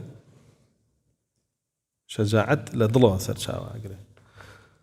فەرقی هەیە لەگەڵ چیشە لەگەڵ قووەتە قووە لە جەستەوە سەرچاوە ئەگرێ لە لەشەوە بەڵام شەجاعە ئازایەتی لە دڵەوەیە لە بینی شەجاعە و قووەیە کامیان باشە شەجاعە باشە ڕۆم قەوی بوو لەشیان گەورە بوو بەهێز بوون مسلمانان لەشیان گەورە نەبوو بەڵام شوجاع بوون دڵیان گەورە بوو بۆیە مسلمانان بە ئاسانی زاڵە بوون بەسەر ڕۆمە لێیانە بردنەوە ڕۆمەکان ئەڵێ کە خۆیانە دۆڕانیان باشە ئەم شتە بچکۆلانە بووە بەیەماکە بووە لە ناومانە بن خۆی مەهریەکەمان دووە نێوانە بین خۆیان و عەجایبیان لێ هات یەکەم شەڕکە بەیەکە گەن مسلمانانە بین نەڵێن ئەوانە لێ مەبەرنەوە ئەزان نازایەتی بەل لە شوو هەیکەلی زلە نازان لە ناو دڵایە باشە و جورئەش عادەتەن لە هەڵوێستایە بێەوەی لە دڵا بێ لە دەمایە لە دەمایە دەمی دگەرمە خۆمان واڵین کوردەوە کاوە بۆخی دەم بەبێ دڵ و بەبێ لەش و نیفاق بۆیە ئاگادار بنەوە بابەتانە لە یەک جیا بکەنەوە ئیمامی ذەهەبی کە باسی شوجاعەکانەکە لە سیەر ئەعلامە فەرمێ لا يجوز تقديم الجبناء في الجيش الواجب تقديم الشجعان فەرمێ بە هیچ شێوەیە دروست نییە ئەگەر لەشکرێکە نارد بۆ شەڕ ترسنۆکەکان بخەیتە پێشەوە یەکسەر هەڵیان ترسەخەنە دڵی ئازاکانیشەوە ورەی لەشکرەکە ڕوخیان فەرمێ واجبە ئازاکان پێشخەی واوەشی ئازا بێ لەو جەنگانە عاتەن خۆی پێشەخان خۆی چێتە پێشەوە و ئەوە بێ بە ورە بۆ ترسنۆکەکانیش لە دواوە وێ مەسەلەی شەجاعەت لە ئیسلامە زۆر گرنگی پێداوە تەنان لە ڕێخستنی جێیشەکانیشان و شەجاعەت ئەسڵە بۆ هەموو خەیرێ و جوبن ئەسڵە بۆ هەموو شەڕێ ئەزایەتی بنەمایە بۆ هەموو خەیرێ و ترسنۆکی ئەسڵە بۆ هەموو شەڕێ وەکو وتمان لە ترسا ئینسان دینی شێفرۆشێ و ناموسی شێفرۆشێ جاری وایە ئیتر ترس بێ لە عەزێت و ئازار ترس بێ لە سەروەت و سامان لە دەستی بە ترس بێ لە پلە و پایە لە دەستی بە لە ترسی هەر کامێکیانە بێ هەرچی شتە لە دەستیەدا بۆیە ئینسانە بێ کەسێکی ئازا بێ شوجاع بێ بە معنای کەلیمە الله سبحانه وتعالى لە قورئانە زۆر هەنمانەدا بۆ ئازایەتی يا أيها الذين آمنوا إذا لقيتم فئة فأثبتوا يعني ما تان هنا قروا بروي كومالك بونو لدوش بنا كانتان جير بن يعني شجاع بن عذاب ترسنوك ما بن بغيرد ما بن بو أوشي سرفراز بن شي بكن واذكروا الله كثيرا لعلكم تفلحون ذكري الله لا يعدنا كان شنك شجاعتي ايوه ذكري الله زياديك وزياديك تاوكو سرفراز بن إن الله اشترى من المؤمنين أنفسهم وأموالهم بأن لهم الجنة إنسان كزاني نفسي خوي فرشتو بأ الله سبحانه وتعالى بوي بهشتي باته يترزاني لهر كويكا ولهر جيقايكا تياب تشي لبيناوي الله بو بهشتر واجبا بروقيتشك وكو نسي كوري نظر لجنجي وحدا بارو كيوي وحد روي وتيبوني بهج ليواك كوي بينا إلا تنفروا يعذبكم الله عذابا شديدا ويستبدل قوما غيركم ولا تضره شيئا الله على كل شيء قدير كاتك الله سبحانه وتعالى بيتانا فرمي عذاب دينك تنسر خنقر جرأتاني وأزانين وسرين آخن الله سبحانه وتعالى أو إيه ولنا وباقوا مشترين السريخ بويا عذاب با الله سبحانه وتعالى تونا قوري بكسي كتر بو بيعود بزانك شايست بدينك سر بخي عمر كوري خطاب رضا ورحمتي الله يليبه فرمي إن الشجاعة والجبن غرائز في الرجال فرمي ترسو آزاتي ترسنوكي وآزاتي فرمي أمانة هو أخريت ناخي إنسان كانوا يأخذ لناخي أنا داتين راو وإنسان هي آزايا لبروي هلا أولوا لسرتاوا فطرتي تياج نجوى بآزاتي ما وتو هشا فطرتي تياج دراوا أمانان ترسانوا يتربو خوي هيج غيرته قيمته نماو تياتشو بويا فرمي هيا لبياوانا لكاتي جنگا لو بري آزاتيا جنگي وهشا هر بي كاتي جنگيش لجنگ ترسير بو خوي اوتوماتيك و هندك تلا سلف فرمي أنا الشجاعة صبر ساعة آزاتي جاري واهي دان بخودا قلتنا لساعتك لو ساعتك كتو قربيت ودان بخودا قلتنا لدز بدي طوا أدوريتو أفوتي لو ساعتك تو دان بخوتا أقري طوا سركوتو بيو بكسيكي شجاع دركوي لناو خلق أبو يا رسول الله صلى الله عليه وسلم فرمي شر ما في الرجل شح هالع وجبن طالع فرمي دو ناشرين ترين صفتك لبيا وهبن تيوتين شح هالع شح بوتمانشية شدة البخل زور خوش بيستني مال بخيليكي زورتون لإنسان به جاء فرمي هالع يعني هلع به قلبه يعني ضلو دروني داجير كردو يترهر هو شيلاي دنيا أو بعريه طبعا هو شيليا كاتر سنوك بيت شو قال يعني بمرم وتياب سمو أمبارو سرود سامانا نخوم ها ورداني شم خو مشارمو ويدنيا هلوشم عوالي وين كاتر سنوك بيت باش أنا فرمي وجبن طالع ترسنوكيك طالع يعني طلع منه وظهر عليه وعلى عليه يعني هات درولي أو ترسنوكيا وظالبو بسريا دستا مويك جايسا خلق زور بيوا أو دواني همو هولكي بو دنيا أو بو باري وبطني البضلي قرتويتي بيوي نساوة وترسيكي زوري شي هي التي يكسوني جياني ولا سفركي وباروكي ليشو كاركي ورسول الله صلى الله عليه وسلم فرمي المؤمن القوي خير وأحب إلى الله من المؤمن الضعيف من بس تيشيا القوي في قلبه إنسانك إيمان داري ضل بهيز كلا إيمانك يا بهيز خوش يسر الله الله سبحانه وتعالى لو كسيك لإيمانك يا لاوازو بهيز نيو وترسنوك ويخلقوا أنا زاني مؤمني قوي بس إلا شيء يزل نبابا وانية قروا بفيل لها مي بقوتر أقدار بن رسول الله صلى الله عليه وسلم فرمى سيد الشهداء حمزة ورجل قام إلى إمام جائر فأمره ونهاه فقتله أو شجاعة حمزة أسايته فرمى قوري هم شهيد كان حمزة كيشا هر بياويك كلا بردم كار بدستيكي ظالم وكافر وفاجرة ظلم قبولناك خرابكاري قبولناك فرمان بچاكاكا قدغي خراباكا أويش هیچ شرك نابه يعني بپاره ناتوانه بيكره بترز ناتوانه بيترسينه ناچاري كوجي هروي بدسول هو بيت جورترين شهيد ويا رسول الله صلى الله عليه وسلم فرمى أفضل الجهاد كلمة الحق يا كلمة عدل عند سلطان جائر باشترين جهاد شيء يكو شيء حقه ياخذ يكو شيء عدله لبردم سلطانك كعدلت يعني صلاة دارك كعدلت يعني ورسول الله صلى الله عليه وسلم فرمى لا فرمودي كترا لا يمنعن أحدكم مهابة الناس ترسل خلقي ولا كست عنك كحقك بشاريته والنيل سمعه أو علمه أو رآه كحقيدي وبستويتي عيزان إلا ببل شنك وتنيا وحقا لا ينقص من الآجال شيئا ولا يقطع الرزق بيڵێ مەترسە بەخوا نە ئەجەل لە پێشەخە نە تەمەنێ کورتەکە نە ڕزقیشە کەمەکاتەوە بیڵێ و تەواو پێویست بە ترس ناکە بۆیە ئاگاداری ئەم فەرمودانە بین چونکە ئەمڕۆ بەڕاستی ڕۆژگاری ترسە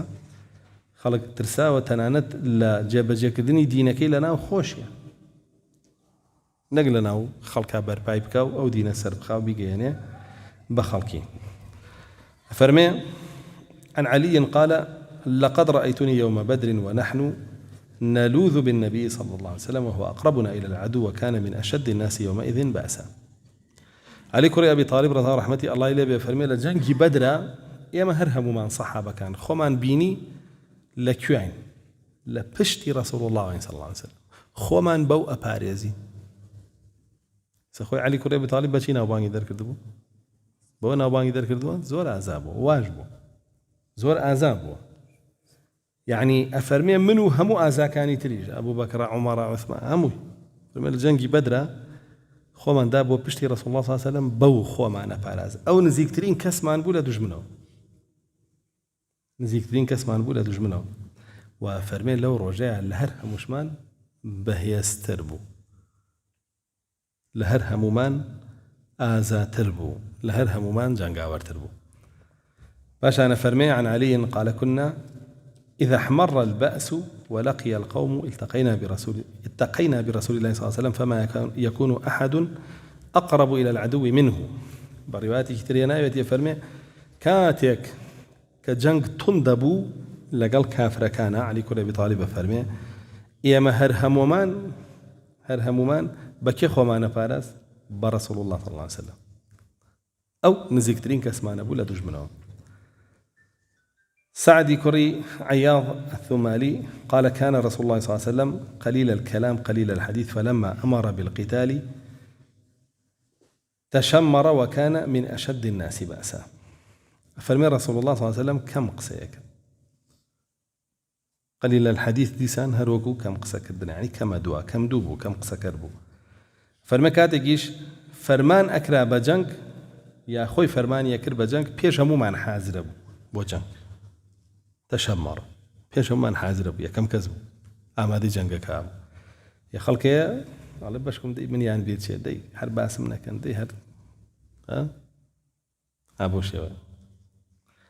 وكان من أشد الناس بأسا ورسول الله صلى الله عليه وسلم كأوكوتي شجنجا بهيسترين كذبوا لجنجا عزاترين كذبوا لجنجا فأنا فرمي عن براء قال كنا والله إذا احمر البأس نتقي به يعني النبي صلى الله عليه وسلم وإن الشجاع منا الذي يحاذي به فرمي براء كري عاذب سيان بأ الله كاتك كجنجرم أبو كطندبو يمهر همومان برسول الله خمانا فارس يعني أتوين بشتي أو أتوين بيش مانو فرمي آزاترين مان أو كسبو كلا بشتي أو أبو يعني هيش تا خلقي كلا دواش أبو إيه لجنگی حنینا که جنگ تون نبی رسول الله صلی الله علیه وسلم خوی بتنیا امنته بانگك يا أصحاب سورة البقرة يا أصحاب سورة آل عمران أنجا كوب نولي خوي بتنيا راينك أمي راعك وزو منه ثم وليتم مدبرين وأوان بس خوي منه وبتنيا جالن سيكس إلى قلابه معاوية كوري أبي سفيان رضي رحمة الله إليه بيك كان له سيكس بوشاو عن أنس بن مالك قال كان بالمدينة فزع وركب رسول الله صلى الله عليه وسلم فرسا لأبي طلحة فقال ما رأينا من شيء وإن وجدناه لبحرا أنس كوري مالك فرمي جاري كان لمدينة صوت يقدروز بو ضنك يقدروز بو طبعا للروايات تراها توشوبو وفرمي خلقي مدينة همي هات درو وردا يزبر وسرشاوي ضنك كبروا بينيان رسول الله صلى الله عليه وسلم لو سروا قرأت بسر أسبيك ويسبكي كيه أبو طلحة جاو أسبي أبو طلحة علين بناوبانك بوبوي كزور خاوروا رسول الله صلى الله عليه وسلم فرمي بأسبكها فرمي ليرة ما رأينا من شيء ليرة فرمي لويه هيشي لينا بو لو ضنغم ترسل بلام وإن وجدناه لبحرا يعني يم أسبك إيه وأتان وتخاوى وناتوان يبروا براسي بحر يبو بوخوي زور خير عاري طبعا ببركة رسول الله صلى الله عليه وسلم كتوت السربشتي خير أبوه عن أنس بن مالك قال فزع أهل المدينة مرة فركب النبي صلى الله عليه وسلم فرسا كأنه مقرف فركضه في آثارهم فلما رجع قال وجدناه بحرا. همان فرمودي بيشوا. عن عمران بن الحسين انتو تماشابك خلقي شارموي تازه ورده بخش بيا على بزام شي رؤيا رسول الله صلى الله عليه وسلم لو سرويته خبري عن بوه باشا دير هرشتي بي اكثر سواي تعرب بوروبا ملتيش بجيبها لا تيابچه رسول الله صلى الله عليه وسلم بيجمو كسي خوي برو ملتا برو مترسيه كاروا قاعدي ولاته بي اوابه نك خلق قبل يوبرون بمرن بامن بجي بامن بيخو ياخذ هالبجان بيلا برات دري ولات ابو خوي لا يكلا ولات انا جنسيه هي دابني شيء وطاو افرمي عن عمران بن الحسين قال ما لقي النبي صلى الله عليه وسلم كتيبة الا كان اول من يضرب. عمران كوري حسين فرمي شرب عن كردبه لقال هر كتيبه كم كزدسي وشانوا لدجمن رسول الله صلى الله عليه وسلم كم كزدسي وشانوا او قدوه يعني. نقل سر شاخك وبدوربين سير قبل ولا شو يعني هاتن الدوربين كبينيني راكا نقبت شايش بيعمل دوربين 6 كيلومتر 100 كيلومتر اللي يدور يعني هواري عم ببرسي زي ربك. عن انس بن مالك قال كان رسول الله صلى الله عليه وسلم من اشجع الناس واسمح الناس. رسول الله صلى الله عليه وسلم لقال وياك ازاترين كزبول اللي بردترين كسيجبو. عن انس قال كان رسول الله صلى الله عليه وسلم احسن الناس واشجع الناس واسمح الناس. عن انس قال كان صيحة بالمدينة ضنجها ولا مدينة فركب النبي صلى الله عليه وسلم فرسا لأبي طلحة سواري أسبكي أبو طلحة فأجراه ساعة ثم رجع فقال ما رأينا من شيء وإن وجدناه لبحرا. وفرمت يشمان شرح كده. عن أبي جعفر قال كان رسول الله صلى الله عليه وسلم شديد البطش. رسول الله صلى الله عليه وسلم لجنجا الزور به يزبو زور بطني لدج من يده. عن براء قال رأيت رسول الله صلى الله عليه وسلم يوم الخندق ينقل التراب حتى وار الغبار شعر صدره. ورأيت النبي صلى الله عليه وسلم يرتجز يوم الخندق وهم يحفرونه وهو ينقل التراب حتى وار جلدة بطنه. فرمي براء كري عاذب رسول الله بيني صلى الله عليه وسلم لا جنگي خندقة بوهل كندني خندقك كبا بيجنياري سلماني فارسي بو عرب وخطي شرينا زاني بس فارزي زاني دروبك قريش هات ويستيعوا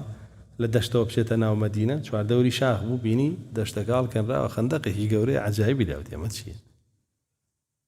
يو بشاني شاخ ناتوين سركين بسريان بشاشي بو بتشال ناتوين بيبارينو عجائب يعني لها وفكري سلماني فارسي بو رسول الله صلى الله عليه وسلم بكارينا جاء فرمي بينيم خولي أقواستوا خول رجابو بسرتو ككاني سرسنجيا لا دعاء يجا فرمي هر بينيم رسول الله صلى الله عليه وسلم يرتجز يوم الخندق وهم يحفرونه يعني أوان خوليان هلا كان رسول الله لا عدا ودعي أي قواستوا فرمي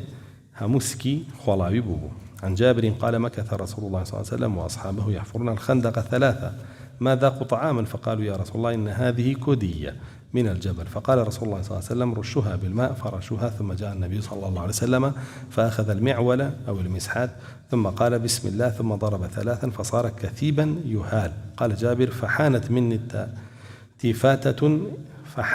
التفاتة فرأيت رسول الله صلى الله عليه وسلم وقد شض بطنه بحجر. تماشاي هيزي رسول الله غيرة قوتي بك. جابر فرمي رسول الله صلى الله عليه وسلم سيروج لسريق لقلها ولا كان يا خريكي هل كندني تيبو خندق بو هيت شيشي نخوارد بو نخوينها ولا كاني فرميها ولان هاتن بولاي يعني رسول الله صلى الله عليه وسلم كدية بردة أو ليري بكدية على كولك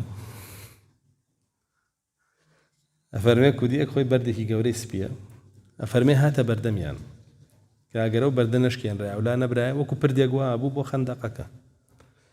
فرمي همو الصحابة كان باتشكاريان تياكر بويان نشكين را بويان لا نبرا هاتن بولاي رسول الله صلى الله عليه وسلم تيان شيل يقين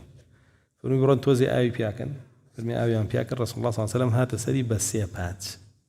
بسم الله كردو لي داشكا باتشي يكميان مجدي بيدان بسر كوتن باتشي دوميان وتي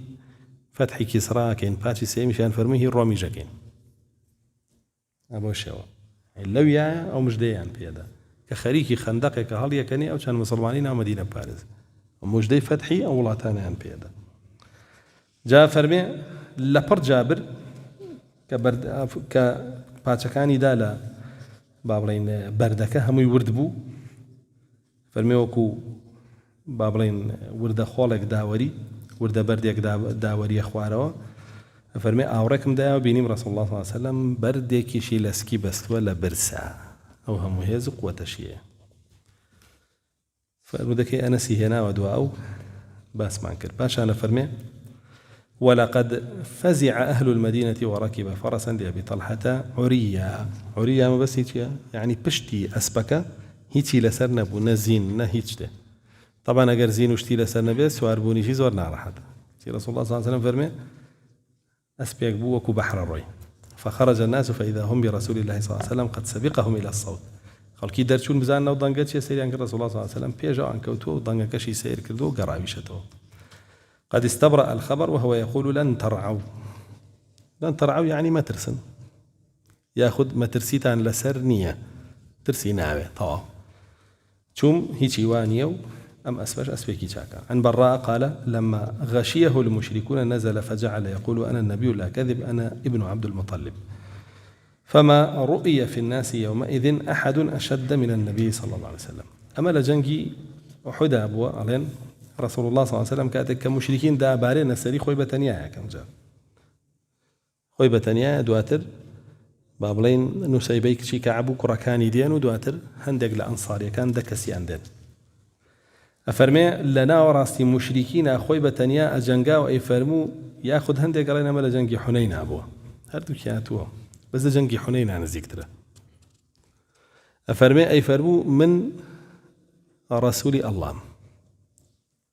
هي زدرويك يجلم بابتانية ومن كري عبد المطلب عبد المطلب بابيري عذاب ولا ناو قريشة وكبلي بيان علي أقربو شجاعتي أقارن عزاتي أقارن كطبع بيتياما أو تياما لباو بابيران موهي أقريش بو شجاعتي كتير أقارن كالله بيابم بيغمر يوم بيداوم وشجاعت هادو كيما هي طبعي شو هي دينيش وكوايا وعن بيبا جاء فرمي زور بهيز بو لو جنجايا إن شاء الله لرأى وستين فرمي ذكر تواضع النبي صلى الله عليه وسلم والحمد لله رب العالمين.